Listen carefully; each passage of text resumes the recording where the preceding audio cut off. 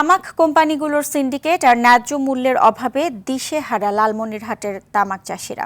দীর্ঘ পরিশ্রম আর অর্থ ব্যয় করে ফলানো তামাকের দাম না পেয়ে ক্ষোভে তা পুড়িয়ে দিচ্ছেন তারা। লোকসানের ভার সইতে না পেরে অনেকে ছাড়ছেন তামাক চাষ।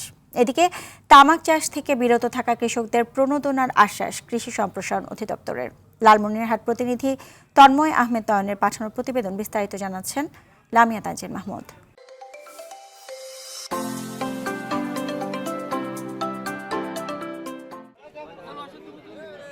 লালমনিরহাটের আদিতমারী উপজেলার সাপটিবাড়ি হাট একসময় যা ছিল তামাক বেচাকেনার অন্যতম কেন্দ্র, আজ তা বিষাদ আর হাহাকারের এক মঞ্চ। তামাক কোম্পানিগুলো সিন্ডিকেট করে তামাকের দাম কমিয়ে দেওয়ায় এবং সাধারণ কৃষকদের কার্ড না থাকায় তামাক বিক্রি করতে পারছেন না স্থানীয় চাষিরা।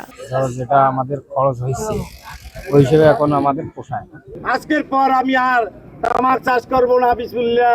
লোকসানের ভার সইতে না পেরে অনেকে তামাক চাষ ছেড়ে দেওয়ার সিদ্ধান্ত নিচ্ছেন। এর মধ্যে এক কৃষকের ব্যতিক্রমী শপথ নজর কেড়েছে সবার। 51টি মসজিদের পানি দিয়ে গোসল করে আমৃত্যু তামাক চাষ না করার ঘোষণা দিয়েছেন। পারতেছি না হাটে মনে করো তামাক বিক্রি করতে, পারতেছি না কোম্পানিতে মনে করো তামাক দিতে।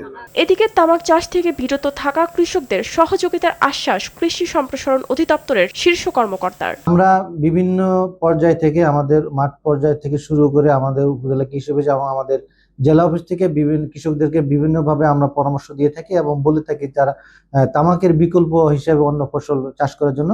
বিকল্প ফসলের যে স্বপ্ন দেখাচ্ছে কৃষি বিভাগ, তা কি সিন্ডিকেটের আগুনে পুড়তে থাকা কৃষকদের ভাগ্য সত্যি বদলাবে, নাকি তা শুধুই আরেকটি কাগজের সান্ত্বনা?